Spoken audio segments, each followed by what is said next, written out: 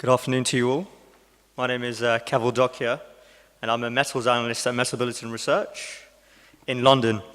I've been working at the company for 3 years, gathering intelligence around and analyzing global steel markets, with a particular interest in long steel products. I recently took on the role of North American analyst, and in this capacity, I present to you today.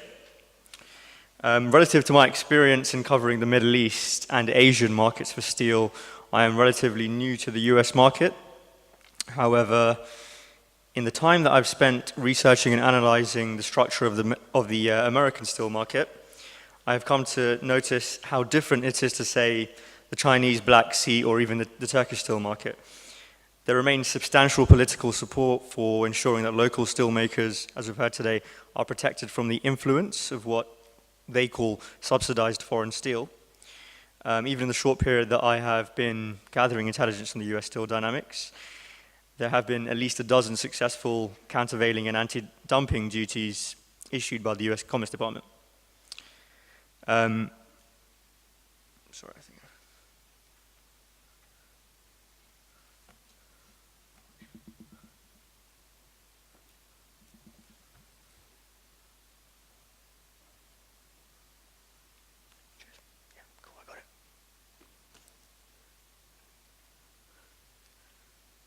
Maybe we have a technical difficulty, sorry. Oh, there we go. So my aim today is to give you a glimpse into some of the capabilities that Bulletin Research has, with particular respect to the data and forecasts that can help drive a more informed and hence hopefully successful foray into the US steel market. The Bulletin, or MB umbrella, has several departments led by the flagship news-breaking and price reporting function that I trust many of you are familiar with, Bulletin and Steel First. These provide the global metal markets with daily, weekly, and monthly price assessments for a wider range of products, including Turkish FOB, ex-works, and US CFR, and domestic steel and scrap benchmarks that help facilitate market-reflective and objective trading among market participants. MB also runs a rapidly expanding commodity price indices portfolio with particular emphasis on the MB iron ore and scrap indices, which have been gaining much popularity among steel market participants over the past 2 years. Fixed above this price reporting role is the department that I work in, which is the Research and Consultancy, or MBR for short, where we are fortunate enough to have access to all of the in-house pricing resources and market intelligence that I have mentioned, and are able to add fundamental data that we buy in and assess ourselves in order to come up with market-leading forecasts, as I will show you at the end of my presentation. With that over with the marketing bit of my presentation over with, I'll begin the market analysis segment of my presentation. So, when I spoke in Istanbul in September last year, we were on the cusp of an unprecedented downturn, with aggregate long and flat steel prices dropping to lows far below levels reached during the global financial crisis, and indeed the recession that followed. It is important to note that MBR's contention has always been that the origin of the recent price downturn, as signified by that U on the right, is different to that which drove the 2008-2009 financial crisis. The collapse in confidence in the US construction markets back then, we believe, had less of a steel intensity than is the case now, given that steel consumption in Chinese construction is higher, at least on an absolute level. Crucially, the collapse in the US housing market did not lead to an offloading of steel supplies, surplus steel supplies, into the global market, as has and continues to be the case now with respect to China. Indeed, on a more positive note, steel prices have since the end of last year been back on the rise, as the chart shows, if you look all the way to the right, which is basically the last month or so, or the last couple of months. And if you keep in mind what I just mentioned about the drivers of current market prices, you may not be surprised to find out why.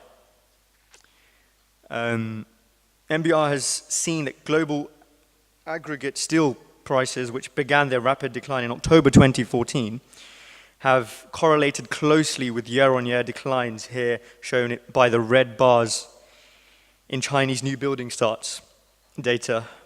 China's largest steel-consuming sector, namely construction, demanding less Chinese-made steel, the rapid outflow of cheap bar and rod, in particular, externalized China's deflation onto the rest of the world.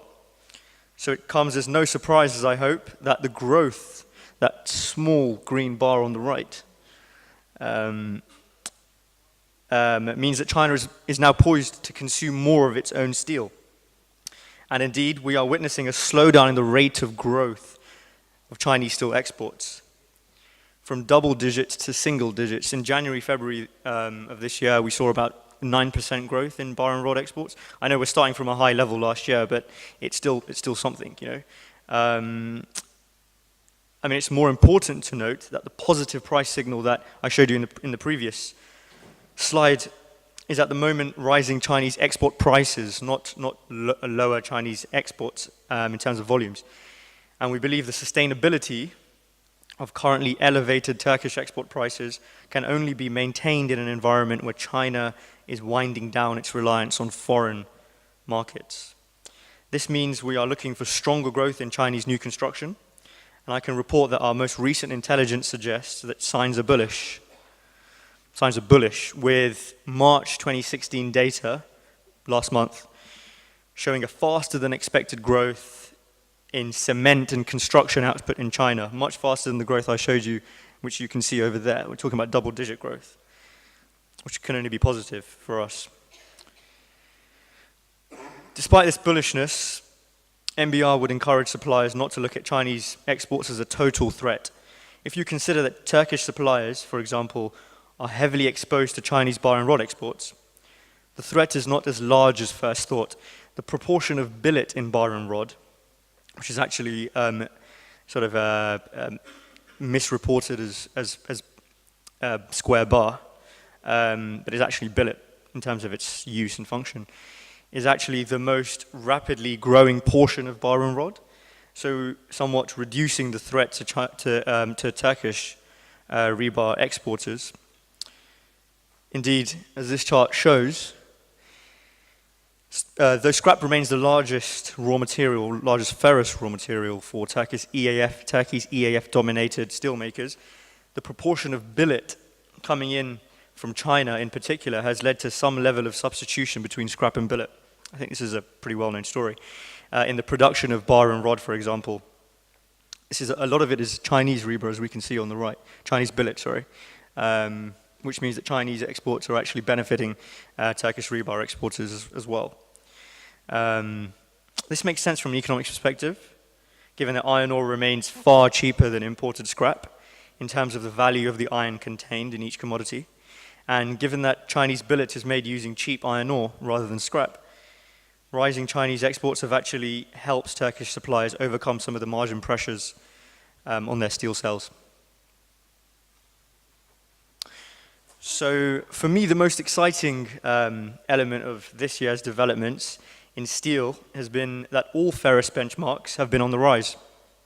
However, in the context of the US-Turkey steel trading relationship, MBR would suggest that Turkish suppliers err on the side of caution. If we look at global rebar prices, for example, as are shown on the right-hand chart, Turkish suppliers have been far more bullish relative to their US suppliers. While this is partly a result of the fact that US material has for a long time traded at a substantial price premium to imported material, we believe that US suppliers are becoming more cautious in their pricing, when once they used to maintain their elevated margins at any cost in lost sales, now they have become more willing to reduce their earnings, as one of my colleagues' charts showed, in order to, we believe, deter importers like those based in Turkey whom they cannot eliminate through anti-dumping or countervailing duties. The other reason is that scrap cost pressures on Turkish suppliers is higher than that faced by US suppliers. And indeed, this puts more pressure on Turkish suppliers whose products enter the US market at a significant price discount, but pay more for their scrap. It's a rather complicated looking pair of charts. It shows partly the reason why Turkish suppliers, while achieving major price rises as we saw earlier, have not been able to raise their rebar margins as much as, for example, their Chinese counterparts. Just to note a trend that has broken in the past month, though, if we compare the relative price spread between rebar and billet and rebar and HMS number 1 and 2 scrap, both from Europe and the United States, on the right-hand chart, we can see that we may currently be one of those rare times where scrap use is more profitable than billet in terms of the economics of rebar sales. It also shows just how radically Chinese rebar margins have risen on the left-hand chart, from radically negative levels, unprecedentedly negative levels throughout last year, to almost back to peak levels that we last saw in the second half of 2014.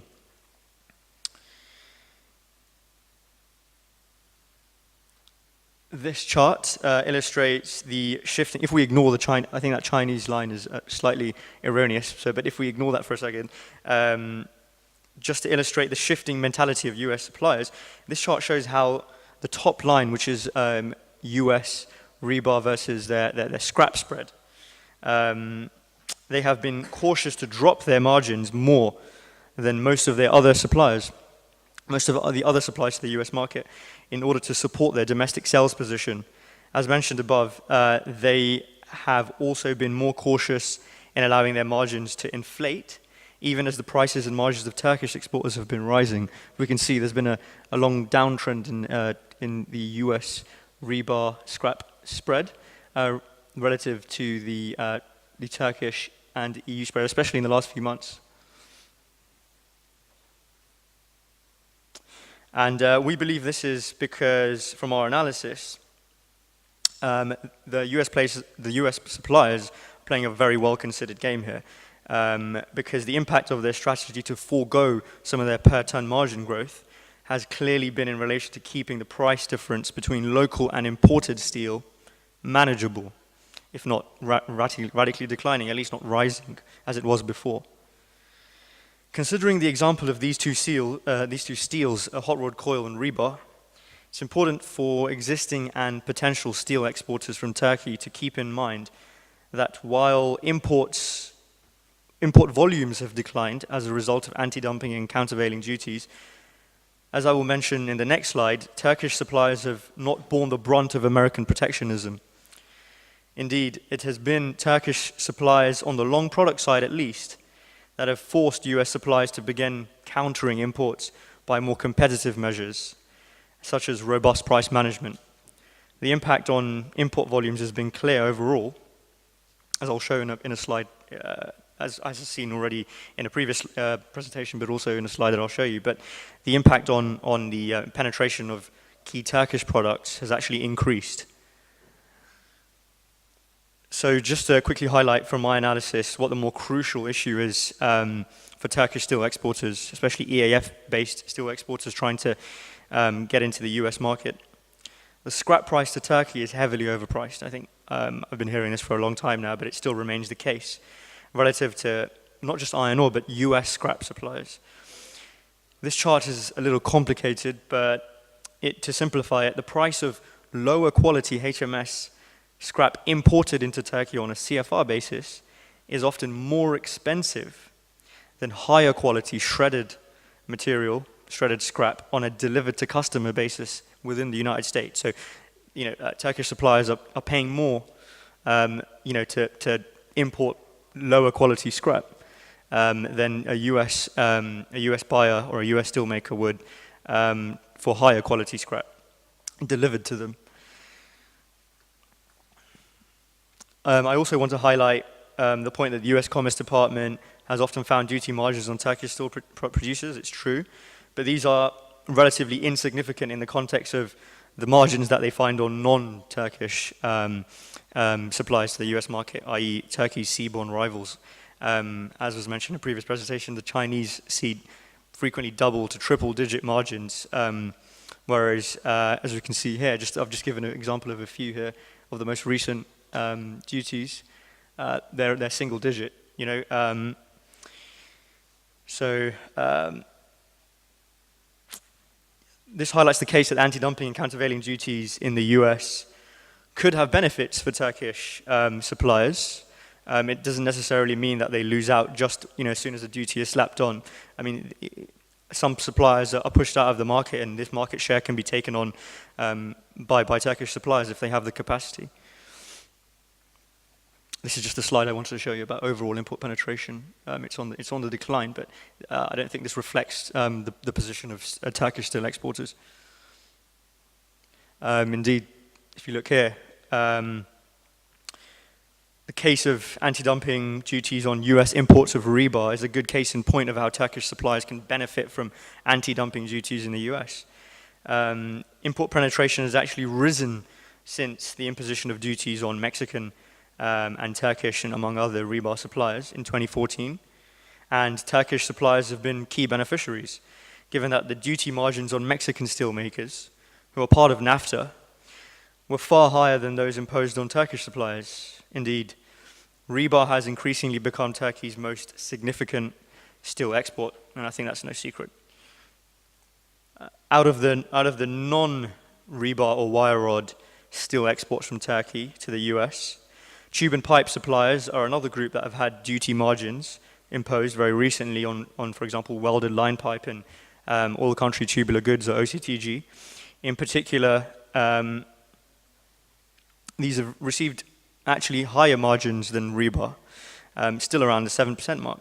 But if we look at South Korean suppliers, for example, they have received much larger duties, and we would contend at MBR that if US energy markets had any chance of recovery, the current duty regime could be taken as an opportunity for Turkish suppliers if they could compete more effectively on price and cost.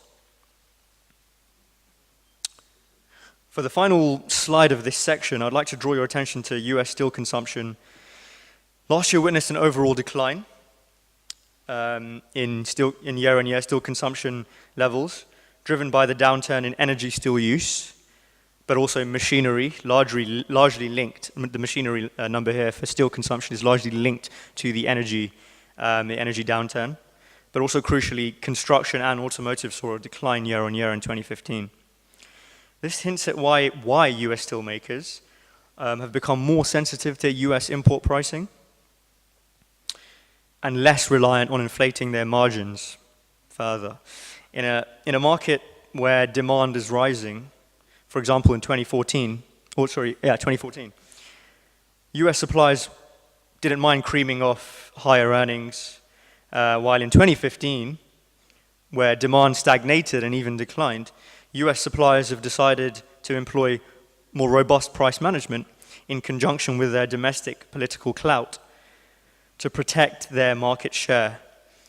However, as I illustrated in the rebar example, despite declining demand, anti-dumping duties, import penetration is still on the increase for these products. And that can only be taken as a positive thing for Turkish suppliers. Finally, I'm going to quickly go through our forecast section. For our economic forecasts, we use a company called Oxford Economics Forum, generally considered the market consensus leader for this purpose. And they expect that US industrial production growth will outpace global industrial production growth this year on aggregate, with growth driven, interestingly, after a year of decline in terms of its steel consumption, at least output of in the automotive sector will be up, and consistently so throughout this year. They also forecast a decline in and a sustained decline in construction sector output for this year. Overall, MBR expects that steel consumption will rise from last year's lows, but steel consumption from the energy sector in particular will continue to disappoint. In this slide, we can see that MBR expects US steel price growth to lose momentum from the price highs that we are reaching through April this month, as the upward impact of anti-dumping duties becomes a distant memory and global seaborne price growth also begins to wane. In particular, we believe the most recent price increases in the USA were heavily supported by distributor restocking That's restocking by warehouses and stockists, etc. And as such, we do not expect that this will remain a factor through the rest of this year. They've bought enough in terms of, as much as they needed, as far as we're concerned. In the context of disappointing end-use growth forecasts, we believe that we may be reaching the peak of market prices, at least in the medium term. So just to plug ourselves a little bit here, forecasting prices for Turkish and US ferrous products has been a speciality of MBR for some time. And just to illustrate how good we are at this, even though the market is facing a very volatile, uncertain period at the moment, whether it's turning around or coming back down in the future, I've managed to chart our forecast accuracy actually, and during Q1 when prices turned around, turns out we got it right. Especially for in terms of our US and Turkish price forecasts. In the context of our non-ferrous and our ferrous price forecasts, Turkish rebar on an FOB basis, HMS number 1 and 2 CFR on import into Turkey, and US hot-rolled coil on an ex-works basis, we were close to 100% right in the first quarter of this year. At the same time, if we consider just our ferrous products on the right-hand side, aside from Turkey being our best performing forecasted region, our US forecasts also rank around the 95% accuracy level. And I mean, it's our business to get these numbers right. So my final slides are just about the research that we do and the various products that we have in terms of the things that are most useful for any sort of Turkish supplier that might be willing or able to get involved in the US market. And we have a specific product here, a monthly product which is called our North American Steel Market Tracker, where you can get access to all these forecasts and the fundamental data, both in Excel and PDF form. You also get access to the analysts like me if you need to discuss anything more niche or more for your own needs. We also have a global steel tracker, which is heavily focused on Turkey. It's actually the product in which we forecast our Turkish fundamental and price forecasts. Whereas in the previous one, you only get your US import and domestic price forecasts. And finally, from the research perspective, we also do a monthly scrap and metallics service, where you'll get your HMS number 1 and 2, CFR, to Turkey, Black Sea FOB, for pig iron, etc. forecasts, and also commentary and access to analysts there as well. We also do special reports, which a Turkish supplier might be interested in, Turkish steel supplier. We have a Middle East report for long-term forecasts and a NAFTA state-by-state forecasts, where you'll get. I mean, a lot's been said about Houston, but you will also get a chapter on Houston in this report, among all the other regions. So with that, thank you for your attention, and enjoy the rest of your evening. Cheers.